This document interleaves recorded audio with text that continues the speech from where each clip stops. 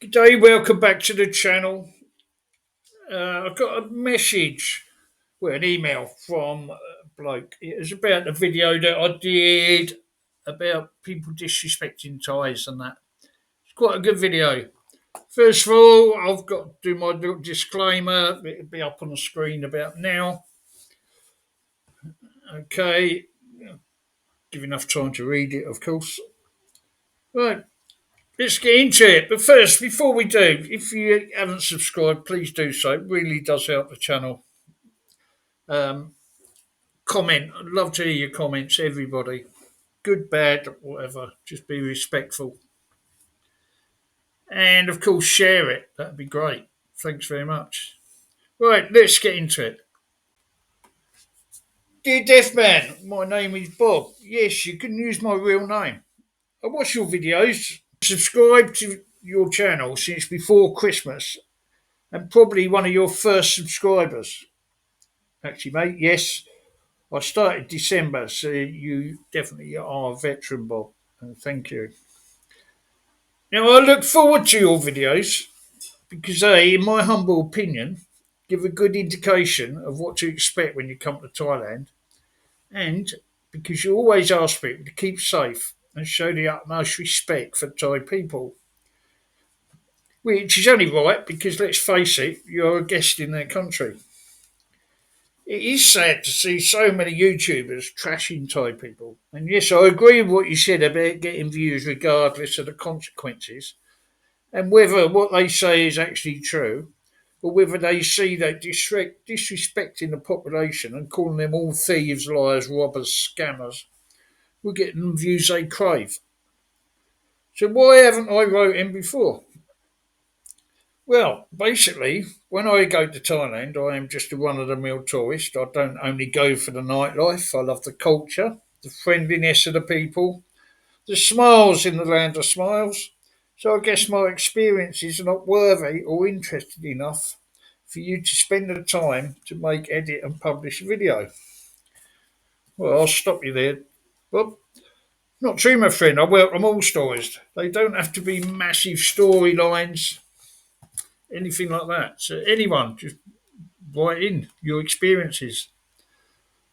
Carrying on. Well, I am an Englishman, and if YouTubers would disrespect my country, then yes, I would be pretty annoyed with them. I work with a fair number of foreign lads, mostly Eastern Europeans.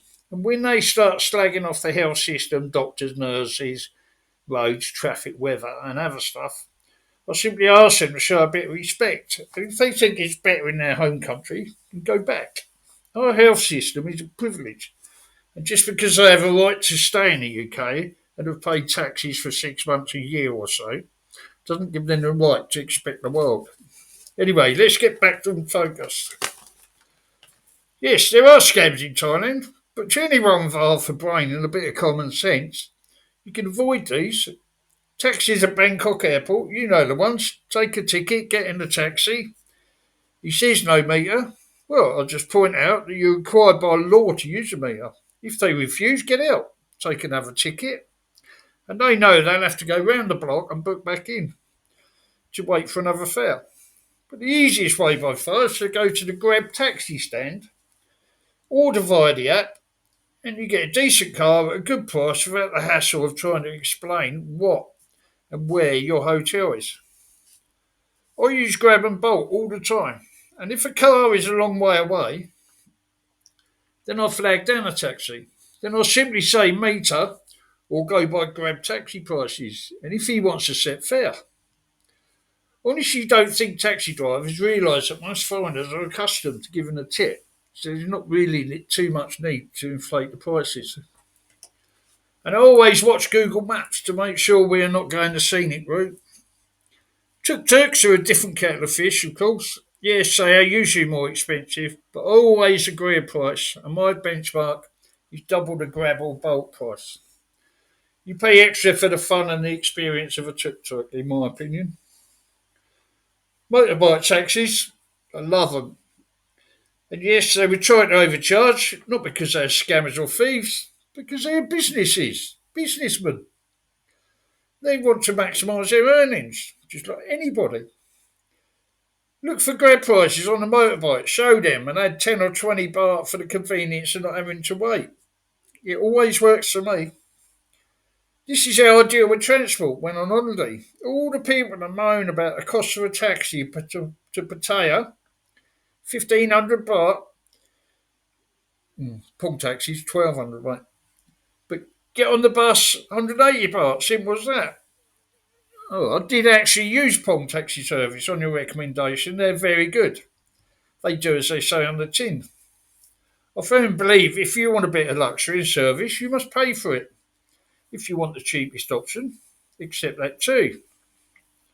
You can pay extra for a 4 or 5 star hotel, or you can accept 2 star, 3 star B&B. The choice is yours, depending on your budget and preferences.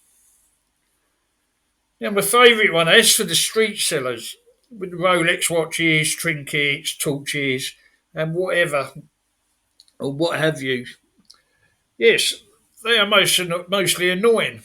But are they scammers because they ask a high price? I don't think so. They're businessmen and women trying to get the highest price to make a living. You can look at whatever they are selling and choose whether to buy it at the asking price or buy it for a price you're willing to pay. I bought some fruit baskets for my family. He wanted 800 baht each for them. I had a barter with him, had a little joke with him. I paid 1,000 baht for 5 fruit baskets, 200 baht each. Jet skis, I can't comment, but I did hire a motorcycle, and when I picked it up, I took a video of every square inch of it, so I couldn't be accused of damaging it. The lady I hired it probably wouldn't have tried to do a scam, but she knows that I had proof anyway.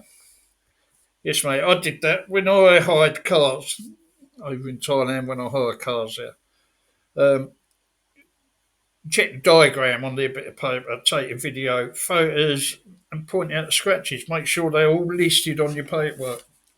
Absolutely fail-safe way to do it, mate. Right, carrying on. A lot of the bars seem to have up their prices, especially the hot spots, Toy 6, Walking Street, etc. If you can't afford a beer, don't come. I found the smaller beer bars the best value, and the food markets very reasonable. Your comparison in the UK for bread on is spot on, Deafman. Sorry. Also, milk, butter, cheese, and energy prices. Oh, don't talk to me about energy prices, right? Very true.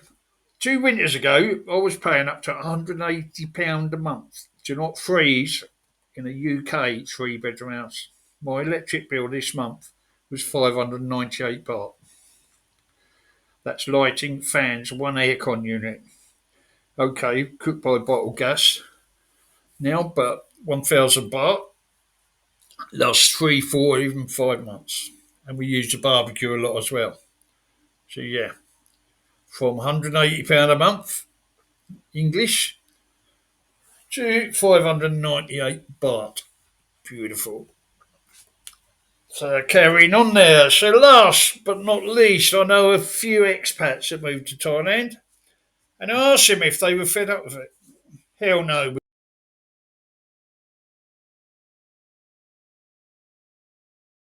was a common answer. They realised that they couldn't have the lifestyle they enjoy in Thailand back in the UK, and the weather. They acknowledge prices are rising, but they have all the time in the world to seek the best deals, shop in the right shops, drink in sensible bars.